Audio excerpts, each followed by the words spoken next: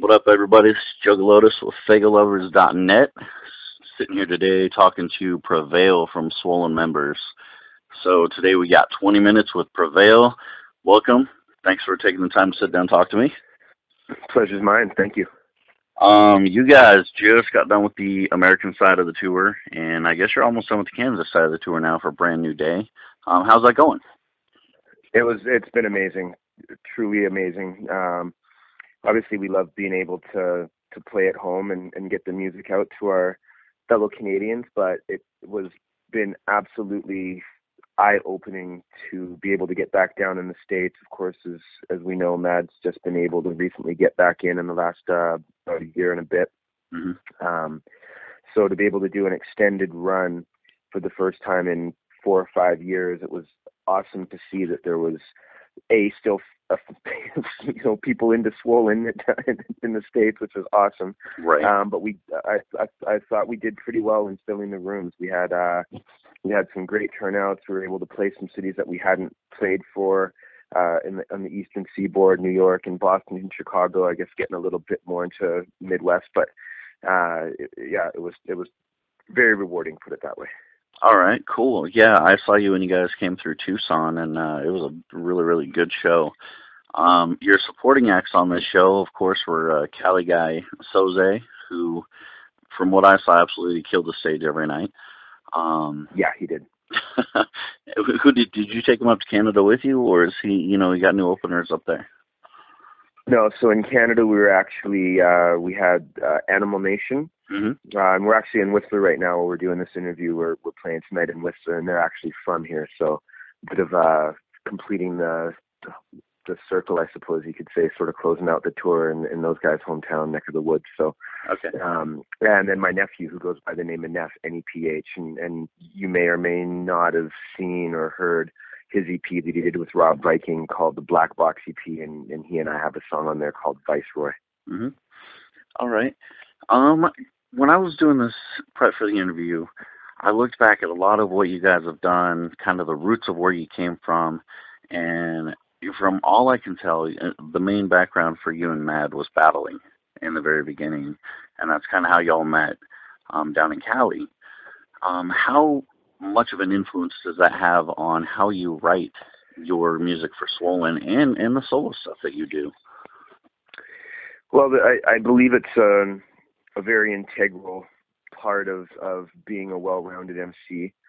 I think you have to have that in your toolkit. I really believe it helps you get a better idea of rhythm and a better idea of delivery, especially not only in the studio, but I think even more so on stage.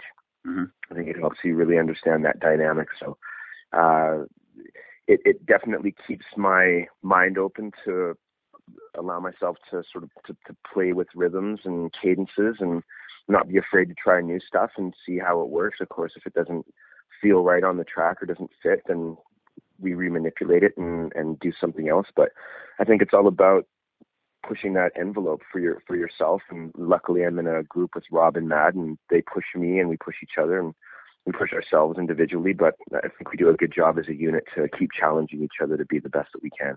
Oh, of course. And on a side note, in the battle rap community, it was just announced that, I don't know if you guys heard up there, but Eminem's doing a battle rap competition on television, which is kind of unheard of. You don't really see that a lot. What are your thoughts on that? I mean, a rapper trying to take battling to, I guess you would say, a reality show like American Idol, if you will. Well, if there's anyone that can do it, it's him. So, of course, I anything he touches is successful, and I've got to think he's got an amazing plan for rolling it out and a lot of studying behind it to make sure that it's going to do what he feels it needs to do, and that there's quality people involved in it. So I think it's going to be awesome, and we have heard about it. I think actually, funnily enough, we heard about it when we were in the States. Someone said, "Yeah, M's doing a battle thing." No, but I think it's awesome. I think it's going to be eye-opening for a lot of people to see. I mean, that aspect of it, as far as the battle rap scene and everything, it's pretty unique, and it's of course it's something that's been, it's one of the first. I mean, shit, that's got to be, whether it's b-boying or graffiti battles on the wall, or on the turntables or on the mic. Battling is part of hip hop culture. It's the basis for us. So I think to be able to take it to a televised level and have people see, this is an intrinsic part of what makes all this stuff tick. It's not just about writing songs and going in the studio. Of course, that's one of the branches of it, but I think it would be very important for people to see the raw energy and the emotion, and quite honestly, they're going to see.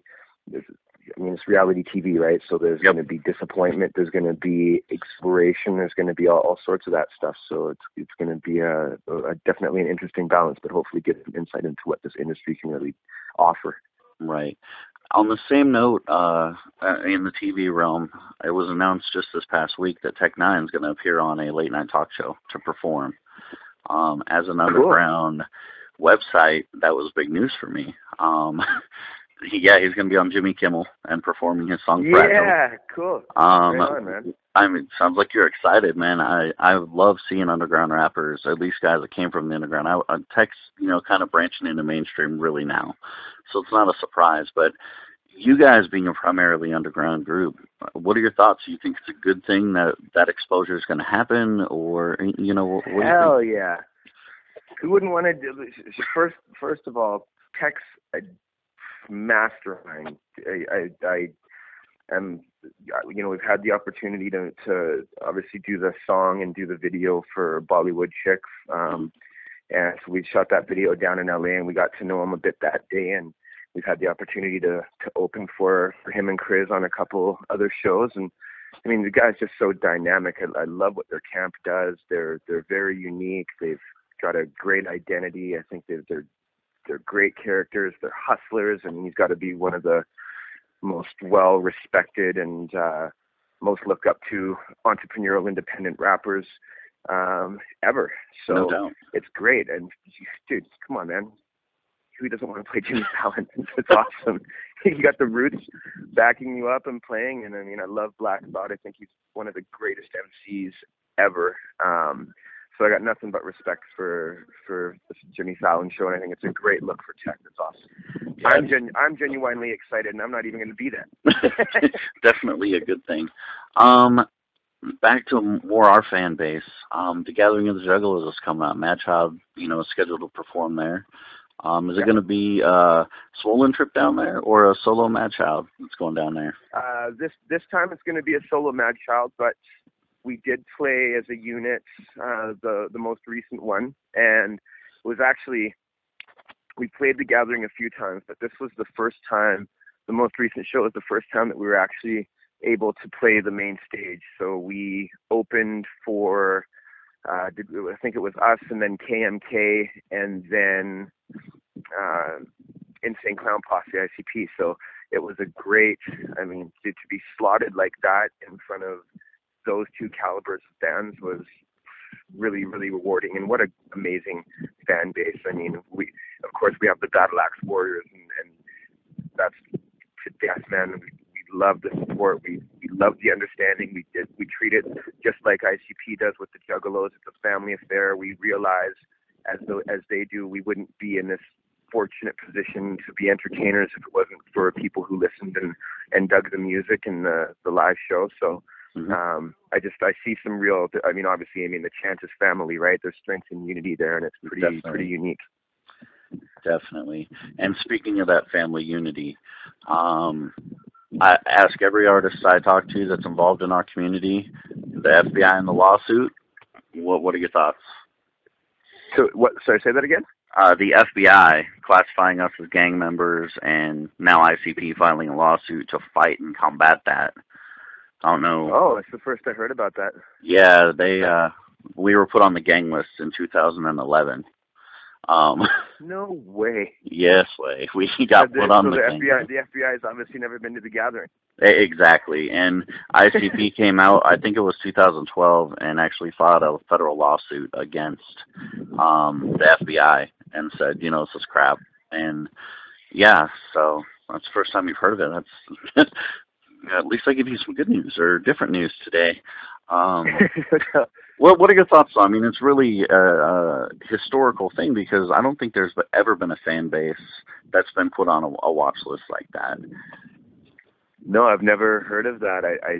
I mean, our politics are a little different, of course. Here, so I don't even, but yeah, I've never heard of that. It's quite shocking. I would be interested in, of course, ICP. They're geniuses with the marketing and the business. So I can see them making sure that they did the full homework before putting that counterbalance out. So I would like to know what the the guidelines are to deem that even possible. What kind of criteria were they looking into as far as the FBI? What are they saying, okay, yes, they check all these boxes. It's not, right. There's no organized crime. There's no. Any kind of illegal stuff going on. I mean, I can't see how they could even get that cleared. So good for ICP for firing back with the from the intellectual property standpoint of things and doing it the right way, because that's the craziest thing I've heard in a long time, man. Yeah, it's kind of nuts. The fan base itself in America, of course, is probably similar, but not identical to Canada. What is the separation as far as the fan base goes from one country to the next? Well, I think we're in a unique position as far as being Canadian underground rap group, because, like you said in the beginning of the interview, Matt and I met in Cali. Mm-hmm. He was living in San Francisco. I was living in San Diego. And I was, more recently at that point in time, I was from Vancouver Island, from Victoria, and had just recently moved to Vancouver and then moved down to San Diego. So it was a mecca for us to be, especially what was happening at that time, 93, 94. Man, you had everything in Cali was popping off. It was amazing. Oh, yeah. So we went down there just to get better, to learn and to see and to be a part of the culture. And not that it wasn't happening in Vancouver, but we just felt that Cali was a hotbed for it. And we both gravitated towards that direction for whatever reasons individually. And we met and kind of chit-chatted for a few minutes and got back to Vancouver. So a year and a half later, after we had met originally in San Francisco, Matt was working at the Extra Large store, Beastie Boys' old shop, and we sat down and just started rapping at each other. Yo, I got new verses. Oh, I'm going to freestyle. Okay, check it out. Walked to the store. We should make some songs. Boom. That was it. Nice. 15 years later, Swollen Members. So, yeah. All right. Coming back to your style versus Mad's style, of course, they're... Quickly though. Go ahead. I didn't really answer your question, did I? I didn't really answer your question. I realized that. Fan base, yes. But yeah, the fan base. I think because we've had that connection over the years, we've been fortunate enough to have songs and snowboard and skate videos and extreme sports stuff. Mm-hmm. There's been that connection unilaterally. Of course, there's some hometown pride as far as being Canadian, and that's amazing. That's always a momentous push. But again, we've been able to have fun down in the States and play shows of equal sizes with just as much enthusiasm as we are able to play at home. And I think that has even translated overseas. Our first tour ever was in Japan, and then we played the UK and Europe and Australia. We did almost all of those countries before we even got as far east in Canada as Winnipeg or Manitoba, which is a couple provinces over. So right. I think we've had a nice global effect. That's definitely something that I've noticed. I noticed you guys have gone to Europe. I noticed that, you guys have really been a worldwide touring band, and that says something about your longevity in that 15 years and the great things that you guys have done. Thanks for that. As far as your styles, Matt and you are, when I look at you two, I think of you as polar opposites. You try not to curse a whole lot. You try to, get the flows and the rhymes and you try to do everything that's very smooth and very melodic, and it works really, really well. And then Matt's kind of obscure and out there, and he seems really sporadic at times, and ADD, if you will, on the mic, but it works together and it flows really well together. How do you guys manage to not only maintain your individual styles, but make them work so well together on the albums and live performances? Oh, that's I always liken it to this. Matt is very much like a director. He watches a lot of movies to get his inspiration. The way that he knows when he goes in the studio exactly where he wants each syllable to land, what the words are, what the pronunciation and the influx of the voices and inflection of the voice, and tonally he knows exactly how he wants it to sound. When he gets in there, he has a very clear picture painted in his mind, much like a director would if they were shooting a film. For me, I read quite a bit, and I take a lot of my influence from books, and I'm really inspired by the way that different authors put words in their characters' mouths, the way that they paint the scenery and the setting. So for me, it's almost like reading a book when I deliver my verses. That you could read the same passage a week after you have just finished the book, and pick it up and flip to page 23 and read the same passage that you just read a week before that, and it would have an entirely different meaning, and it would flow a little differently every time that you read it. That's where our styles lend to each other. I think you can't shoot a movie without having a script, and some of the greatest complements or complementary styles are juxtapositions. And I think that we've just, for whatever reason, we found that totally natural chemistry. It happened. It wasn't anything we ever talked about or said, okay, I'm going to be the scientific, obscure, cryptic rapper, and you be the straight from the heart, in your face with force and style MC, and we'll make it work. It just happened that way. Right. And your style specifically stands out to me because very few rappers in the industry can get by with not a whole lot of harshness or cursing or whatever in their raps. I guess Will Smith pulled it off for a while. Why is that so important to you to kind of stick to that and limit the amount of times, I guess, you throw those expletives out there?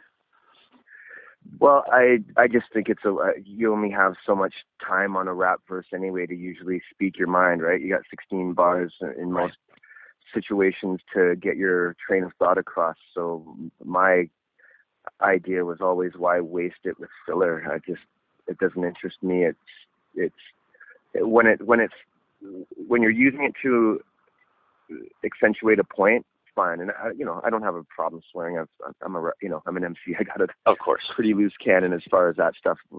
But I definitely don't like to hinge or base my rhyme style on that, or I just think there's more important things that can be said in the time that you're allotted. Okay. And along the same lines, your career, you took a trip to Africa not too long ago.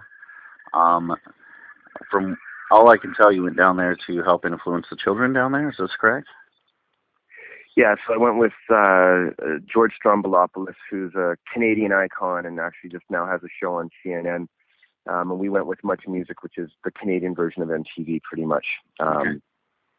And every 2 years, they would pick a group or someone from a group and send them with one of the VJs to a country that was, either plagued with war or famine, or in our case, we went to Zambia for an HIV/AIDS documentary.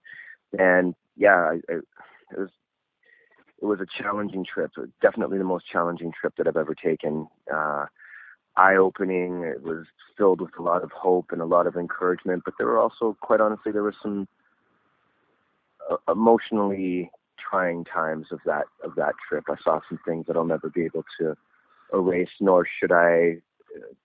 I think it's important what I learned, and I think the message of what's going on, not only in Africa but worldwide with the HIV/AIDS epidemic or pandemic, I suppose it's approaching, but it's real and it affects a lot of people's lives. The amazing thing was, though, like I said, we worked with a lot of youth, we worked with a lot of great charity community organizations down there, and this was 10 years ago that we went down there, but the message had already been started about having that dialogue. For a long time, unfortunately, it was taboo. You couldn't say the word AIDS, you couldn't say HIV. It was just, oh, my mom's sick, and that was it. The conversation wouldn't honestly really go much farther than that. So it's all about knowledge and empowering people to know this is how it's in this geographical region, this is how it's mostly spread. So be cautious, and just the things that we basically take for just general knowledge in Western civilization is not always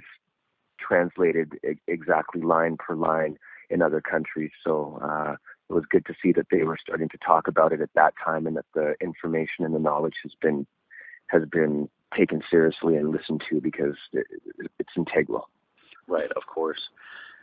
At the end of your stretch here in the North American side of the tour, you had missed a show or two for personal reasons, and Matt kind of stepped up and did a solo thing from what I'd heard from other shows. Well, I can tell you what happened. I think it got lost a little bit in translation, but I had booked a day off, which was the show in Santa Ana, where Matt and Rob and Slane actually did that show, the three of them together, which was, I heard, was an amazing show. Mm-hmm. But I had already previously known that I was launching a beer in Vancouver for Vancouver Craft Beer Week called Prev Ale. Okay. So I'm an ambassador for a charity called Music Heals, which we empower music therapists to get instruments and different forms of therapy to their patients for music therapy. And we did a beer this year as the feature beer for Vancouver Craft Beer Week. So $1 from every bottle went to the organization. And so I came home to launch that, and then flew right back out literally the next morning to join the guys in LA and play at the Roxy on Sunset. That's great, man. I definitely wanted to give you an opportunity to kind of clarify that, because I'm not sure all the fans there got the word that it was definitely a positive venture outside of that, nothing that was going to adversely affect, the group or anything else. Sure. Kind of summing up, we're getting to the end of the 20 minutes here. What are the new projects that you have on the solo, or new projects that we can wait for Swollen that are coming up within, let's say, the next 2 years? Well, definitely, as I'm sure you know, Battle Axe is back and about to start swinging the blade again pretty heavily, which is amazing. So the most recent Swollen album, obviously Brand New Day. Mad's got an EP coming out very soon. He and Rob are just finishing it off, and then he's just finishing up Super Beast, his next full-length LP. Okay. As far as my stuff, my next EP is going to be called Born to Reign. And then I've actually just formed, much like Supreme Villain with Mad and Slane, I've formed a little side project group with my nephew, who I was telling you about earlier, called Alpha Omega. So we're going to start getting in the studio with Rob in the next week here and start laying down some tracks and getting a body of work put together. And then I'll be working on a full length. So in the next 2 years, lots and lots of stuff, and proudly it'll be flying on the Battle Axe banner. That's nice. We're definitely looking forward to that. And I always give the artist the last say in the interview. What is your, I guess, final words to the Juggalos and our fan base that, you have free reign? Go ahead. Say what you got to say. All right. Well, I want to say thank you, and I'm sure you guys hear that a lot, but truthfully, thank you, because we've been watching what you guys have been doing for a long time, and I know inclusion is not something that comes overnight. It's respect is something that you have to earn and work for, and we are so thankful to the Juggalos and Juggalettes for giving us an opportunity, and ultimately for digging the tunes and allowing us to get up at the gathering and do our thing and to be well received and appreciated. Man, it makes it all worth it in this industry to have that reflection. So thank you. And thank you from us and our fans. Faygoluvers absolutely loves covering you guys. You're one of the few groups out there that is so open to the fan base, and we love that. So thank you from us. And that's it, man. 20 minutes with Prevail went by like that. I think we covered a lot of good stuff, and I really appreciate you taking time out of your busy schedule to sit down and talk with me on the phone here. My man, thanks, James. Hey, no problem, and hopefully next time you come through, we'll be able to sit down face-to-face and do it. But for right now, Juggalotus out with Prevail, and we'll see you later. Peace, bro. I'm killing them fast and built to last. I've dealt the master blow. I'm willing to smash and spilling your guts all over the concrete flow. Where is the janitor? Who is your manager, man? He really must know. Otherwise, other brothers' lives are gonna get posted all up on a TV show. Channel changing, I'm rearranging and disengaging all foes. I hope they falling down, I'm all around. They crawling around, I hang with rope. I use these words abusively. I don't have to slang no dope. Confusing me's an illusionary tactic used by passive folks. That's why I use these massive bolts.